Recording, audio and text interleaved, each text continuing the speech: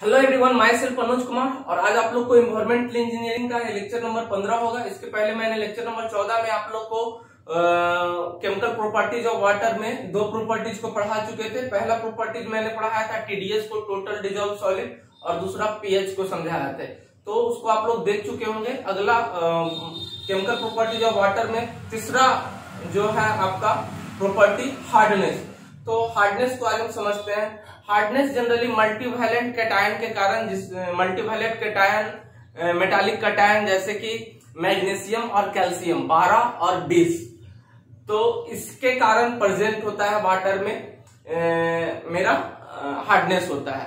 अब वाटर कितना, इसका अगर बात करते हैं परमिसिबल लिमिट, तो इसका परमिसिबल लिमिट होता है 75 से 200 तक का। अगर मल्टीवैलेंट कैटायन उसमें मौजूद है ppm में, तो वो वाटर मेरा पोटेबल वाटर होगा। वाटर में खनिज लवण की मल्टीवैलेंट मेटालिक कैटायन का भी होना बहुत जरूरी है। अगर हमारे शरीर में मैग्नीज की कमी हो जाएगी तो हमें बहुत सारा डिजीज हो सकती है। आयरन की कमी हो जाएगी तो भी डिजीज हो सकती है। यानी ये भी मौजूद रहना चाहिए, लेकिन एक मात्रा में मौजूद रहना चाहिए। हम शरीर के अंदर खनिज लवण हमको बहुत जरूरी है। मेरे अंदर अगर मैग्नीज की कमी हो जाएगा तो कैंसर वगैरह ज्यादा ये सब का खतरा होता है, ठीक है। कैल्शियम की कमी हो जाएगा, हड्डी कमजोर हो जाएगा आपका, ठीक है। तो ये सब का भी प्रेजेंट रहना हमारे साथ, एकदम प्योरेस्ट वाटर को भी हम नहीं पीते हैं, ठीक है। तो अब समझते हैं हार्डनेस को। अब समझ चुके होंगे कि हमको मेटालिक आयन भी शरीर के अंदर जरूरी है, ये सब भी बहुत जरूरी है। तो अब तीसरा प्रॉपर्टी हम हार्डनेस को पढ़ते हैं। हार्डनेस क्या कहता है? Hardness is the concentration of multivalent metallic cation present in water. Multivalent metallic cation मतलब कि जो metallic cation present in water में होना चाहिए, मेटालिक मेटल होना चाहिए। जैसे कि इसमें हार्डनेस में क्या क्या चीज इंक्लूड होता है? हार्डनेस में भी इंक्लूड ड्यू टू मल्टीवैलेंट कैटायन कौन सा होगा?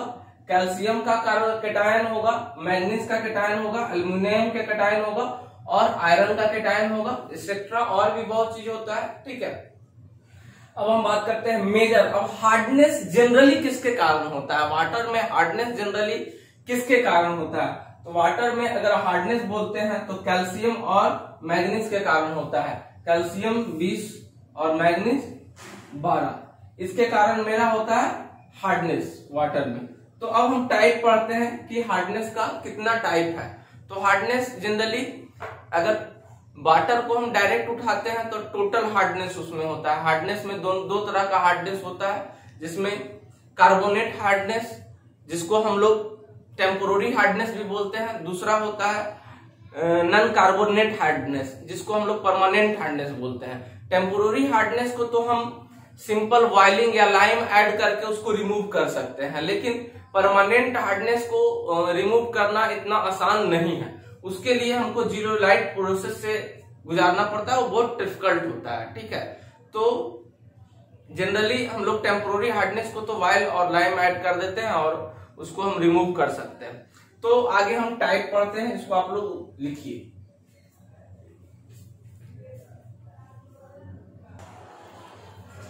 अगला देखते हैं हार्डनेस का 2 टाइप बताए। पहला टाइप आपको पढ़ना है कार्बोनेट हार्डनेस, जिसको हम टेम्पोररी हार्डनेस के नाम से भी जानते हैं। दूसरा नॉन कार्बोनेट हार्डनेस, जिसको परमानेंट हार्डनेस कहते हैं। तो हम देखते हैं कार्बोनेट हार्डनेस क्या है, किसके कारण होता है।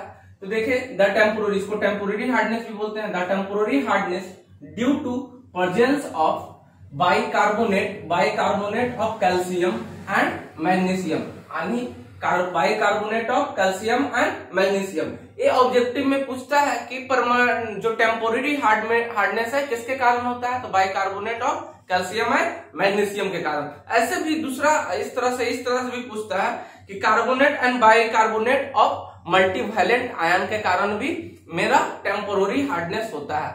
क्या बोले? कार्बोनेट, इसको भी लिख लीजिएगा, carbonate and bicarbonate of multivalent ions. Multivalent ions के कारण भी मेरा टेम्पोररी हार्डनेस होता है। जनरली किसके कारण होता है? तो कैल्शियम और मैग्नीशियम के कारण मेरा टेम्पोररी हार्डनेस होता है। इस बात को हर एक बार एग्जाम में पूछा है, चाहे कॉम्पिटिटिव एग्जाम हो चाहे आपके सेमेस्टर का एग्जाम हो, हमेशा ये पूछता है। ठीक है, अब इसको रिमूव कैसे कर सकते हैं? टेम्पोररी हार्डनेस को रिमूव करते हैं सिंपल, टेम्पोररी हार्डनेस को सिंपल वायलिंग करके रिमूव कर सकते हैं, या फिर उसमें एडिशन ऑफ लाइम, या फिर उसमें चूना ऐड कर देंगे, लाइम को ऐड करके हम भी रिमूव कर सकते हैं। दूसरा अब हम पढ़ेंगे नॉन कार्बोनेट हार्डनेस। तो नॉन कार्बोनेट हार्डनेस जो होता है इसको भी हम पढ़ते हैं, इसको पहले लिखिए आप, इसको रखिए, लिखिए, एक कैल्शियम का केटायन होगा, एक मैग्नीशियम का केटायन होगा, 12-20।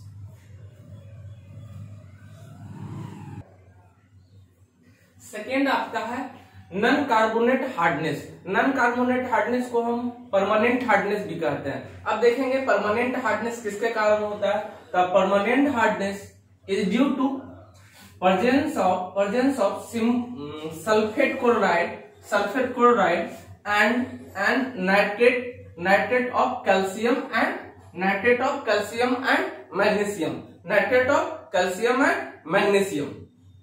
सल्फेट क्लोराइड के कारण होता है। सल्फेट क्लोराइड का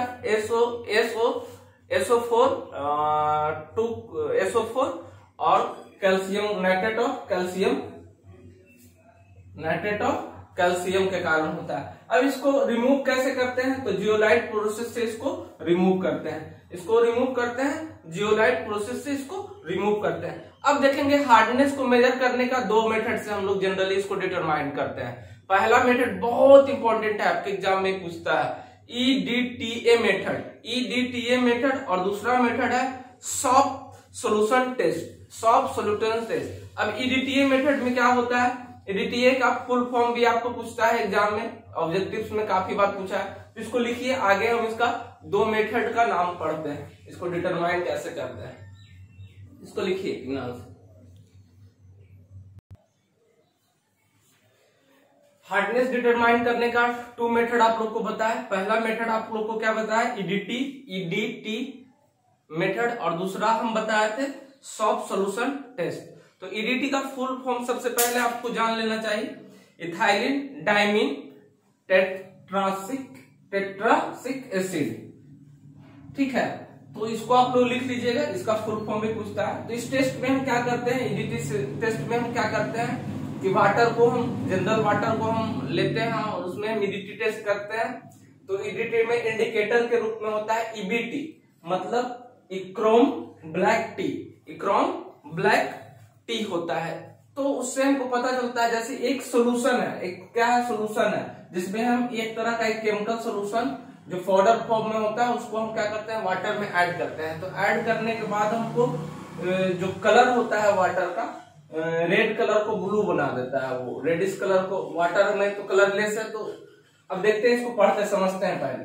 this test the water treated agent EBT salt solution, जिसमें हम लोग क्या देते हैं, EBT salt solution with eriochrome black T EBT as indicator, और उसमें EBT एक इंडिकेटर, एक सॉल्यूशन लेते हैं वाटर का। वाटर में हम क्या करते हैं, EBT को, एक साल्ट सॉल्यूशन है, इसको वाटर में ऐड करते हैं।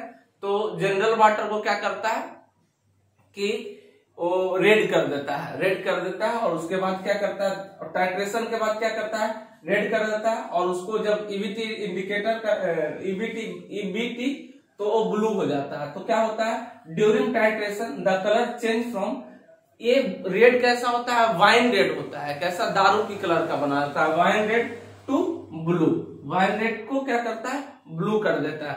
अगला हम पढ़ेंगे सॉफ्ट सॉल्यूशन टेस्ट। तो इसमें हम जनरल वाटर को ऐड करेंगे, उसमें सॉप ऐड करेंगे, और उसका जो झाग निकलेगा कितना, तो वाटर का और झाग का, उसका हम लोग रेशियो पता करते हैं। ठीक है, तो इस सॉफ्ट सॉल्यूशन से भी हम हार्डनेस को टेस्ट करते हैं। चलिए इसको लिखिए। नेक्स्ट आपका है सॉफ्ट सॉल्यूशन टेस्ट। इस टेस्ट में क्या करते हैं कि स्टैंडर्ड सॉफ्ट को हम लेते हैं। This test the standard soft solution is added to water vigorous set for about 5 minutes। इसमें हम इस टेस्ट में हम क्या करते हैं, वाटर में स्टैंडर्ड सॉल्ट को लेते हैं और उसको सेक करते हैं। उसको क्या करते हैं, सेकंड फॉर अबाउट 5 मिनट तक सेक करते हैं। ठीक है, उसके बाद हम क्या करते हैं, देन फॉर्मेशन ऑफ लेदर, मतलब झाग होता है, लेदर इज एब्जॉर्ब। अब उससे कितना झाग उत्पन्न हुआ उसको हम क्या करते हैं, एब्जॉर्ब करेंगे। अब देखेंगे क्या करते हैं। अब उसके बाद क्या करते हैं, the difference between the total amount of soft solution, यानी अब दोनों के सॉफ्ट सोल्यूशन का डिफरेंस निकालते हैं, soft solution and the leather factor, और उससे कितना झाग उत्पन्न हुआ, leather factor will show the hardness. जितना अधिक झाग उत्पन्न होगा उतना कम हार्डनेस होगा, जितना कम झाग उत्पन्न होगा उतना अधिक हार्डनेस वाटर के अंदर होगा। ठीक है, तो ये भी एक तरह का बहुत अच्छा टेस्ट है। ये भी सॉफ्ट सॉल्यूशन से भी हम हार्डनेस को टेस्ट कर सकते हैं। ठीक है, चलिए अब हम लोग इसका लिमिट कुछ पढ़ते हैं कि इसका हार्डनेस का परमिसिबल लिमिट कितना होता है और कितना से कितना रेंज तक हमारा कैसा वाटर होता है। तो इसको पहले लिखिए आप लोग।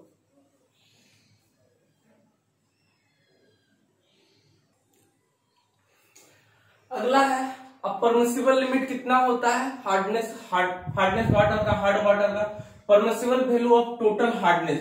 तो परमिसिबल वैल्यू कितना होना, परमिसिबल लिमिट की बात करते हैं तो 75 से 200 के बीच का जो वाटर होता है उसको हम पोर्टेबल वाटर के रूप में यूज कर सकते हैं, उसको हम पी सकते हैं। पानी को 75 से 200 ppm तक का अगर हार्डनेस मौजूद है वाटर में तो उसको हम पी सकते हैं। जनरली 200 से कम ही होना चाहिए, और 200 से ग्रेटर ज्यादा होगा तो कॉज ऑफ रिएक्शन, उस पानी को हम पी नहीं सकते हैं, वो हमारे शरीर को हानि पहुंचाएगा।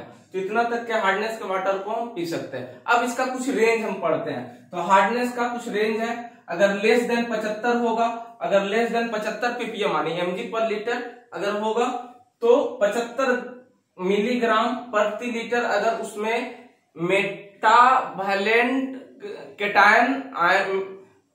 मेटालिक केटायन आयंस अगर मौजूद रहेगा, आयरन हो गया, मैग्नीज हो गया, तो उसको हम पी सकते हैं। वो मेरा सॉफ्ट वाटर होता है, वो मेरा सॉफ्ट वाटर है। अगर 75 से कम है तो उसमें 75 से कम उसमें हार्डनेस है 75 ppm से, तो उसको हम पी सकते हैं। ठीक है, अब देखेंगे 75 से 200 के बीच होता है तो उसको हम बोलते हैं मॉडरेट वाटर, उसको हम बोलते हैं मॉडरेट वाटर। और ग्रेटर देन 200 होगा तो वो मेरा हो जाएगा हार्ड वाटर, वो मेरा होगा हार्ड वाटर। तो इसको आप लोग इस डाटा को लिखिए। अगला हम पढ़ते हैं अल्कनिटी को, लिखिए आराम से।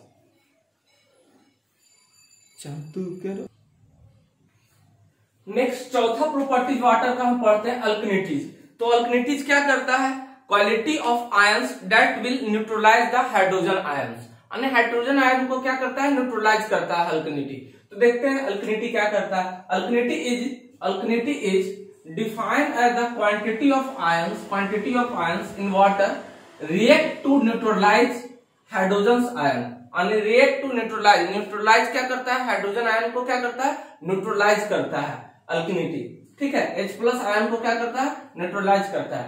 अब अल्कनिटी क्या करता है, alkalinity is thus a measure of the ability of water neutralize acid, और एसिड को भी न्यूट्रलाइज करता है। ठीक है, जब हाइड्रोजन आयन को न्यूट्रलाइज करेगा तो एसिड भी उसके अंदर मौजूद जो होगा उसको भी न्यूट्रलाइज करेगा। एक चीज और जानिएगा कि अल्कनिटी जो होता है indicate basic nature of water, यानी अल्कनिटी जो होता है वाटर के अंदर हम बताए थे कि एसिडिक नेचर का होता है, अल्कनिटी नेचर का होता है। तो अल्कनिटी होता है बेसिक नेचर का, और आपका